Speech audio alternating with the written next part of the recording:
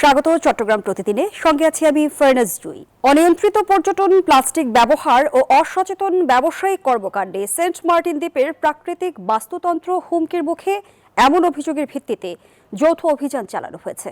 সোমবার সকালে কক্সবাজার জেলা প্রশাসন, পরিবেশ অধিদপ্তর, ট্যুরিস্ট পুলিশ ও সেন্ট মার্টিন পুলিশ ফাঁড়ি এই অভিযান চালায়। অভিযানে প্রিন্স হেভেন রিসোর্ট, জোয়ারভাটা রেস্তোরাঁ, ড্রিমস প্যারাডাইস রিসোর্ট ও প্রাসাদ প্যারাডাইস রিসোর্টে পরিবেশ বিরোধী কর্মকাণ্ডের প্রমাণ পাওয়া যায়। এসব প্রতিষ্ঠানের বিরুদ্ধে ৭৬,০০০ টাকা জরিমানা করা হয়।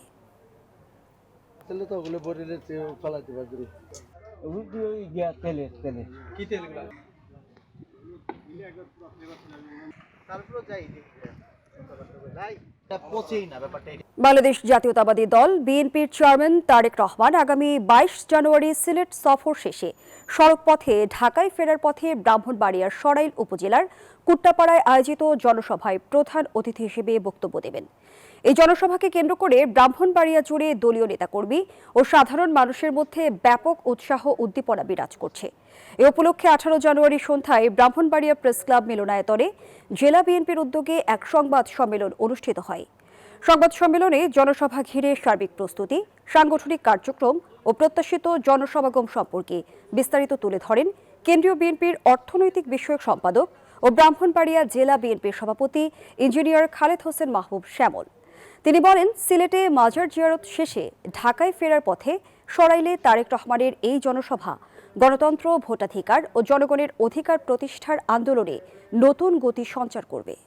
নির্বাচন থেকে সরে দাঁড়ালেন কুমিল্লা ৬ সদর আসনের বিএনপির বিদ্রোহী স্বতন্ত্র প্রার্থী হাজী আমিনুর রশিদ ইয়াসিন।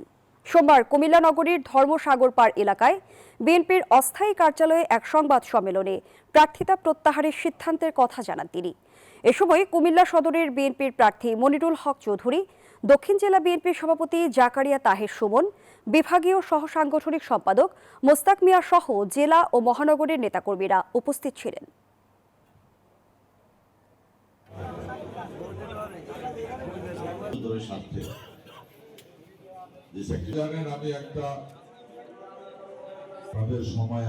ইউএনও অফিসের গোপনীয়তা নিয়ে নির্বাচন নিয়ে সংশয় প্রকাশ করেছেন ব্রাহ্মণবাড়িয়া ২ আসনের স্বতন্ত্র প্রার্থী ব্যারিস্টার রুমিন ফারহানা।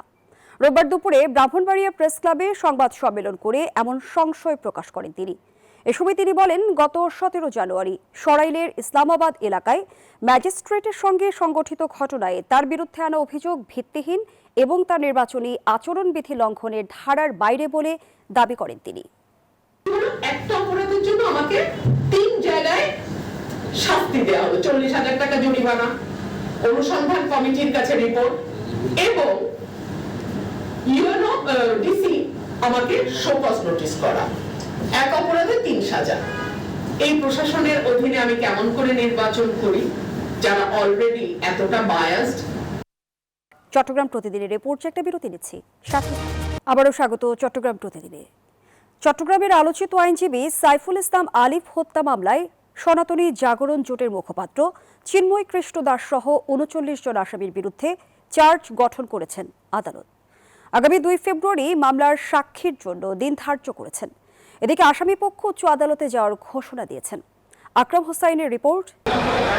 চট্টগ্রামে অ্যাডভোকেট সাইফুল ইসলাম আলিফ হত্যা মামলা এখন বিচারিক লড়াইয়ের চূড়ান্ত পর্যায়ে।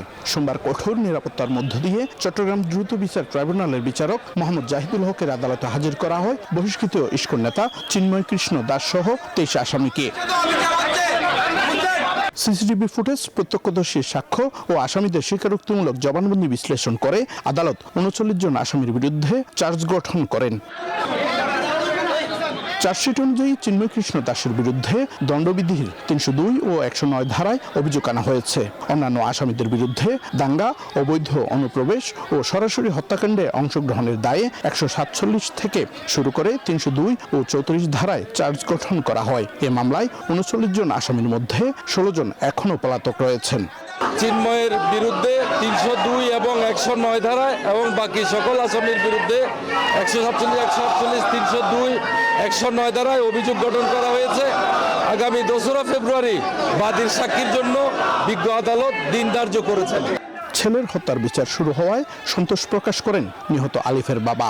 আমার প্রত্যাশা হলো এইটা যেন একটা সুষ্ঠু সুন্দর বিচার হয়, সারা বিশ্বের মানুষ এটার জন্য চাইয়া রয়েছে যেন যারা এই ঘটনা জড়িত যেন উপযুক্ত শাস্তি হয়, এই আশা রাখি আমি।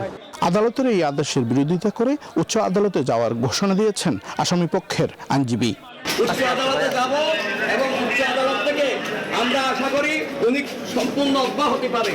2024 সালের 26 নভেম্বর আইনজীবী আলিফকে কুপিয়ে ও পিটিয়ে হত্যা করা হয়। আকরাম হুসাইন, নিউজ 24, চট্টগ্রাম। রাঙামাটিতে শীতের হরেক রকম সবজির পাশাপাশি এবার বেগুন আবাদ করে আশানুরূপ ফলন পেয়েছে কৃষক। উৎপাদন ভালো হওয়ায় পাহাড়ের মানুষ দিন দিন বেগুন চাষে আগ্রহী হচ্ছে। উৎপাদিত এসব বেগুন স্থানীয় চাহিদা মিটিয়ে যাচ্ছে ঢাকা ও চট্টগ্রাম সহ আশপাশের জেলায়। চাহিদা বেশি থাকায় রাঙামাটির বিভিন্ন উপজেলায় ফুলকপি, বাঁধাকপি, শিম, আলুর সাথে পাল্লা দিয়ে ব্যাপক চাষাবাদ হচ্ছে বেগুনের।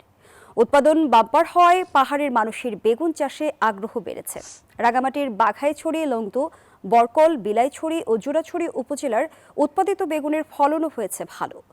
বাঘাইছড়িতে তামাক চাষের পরিবর্তে এখন বেগুন চাষে ব্যস্ত কৃষকরা।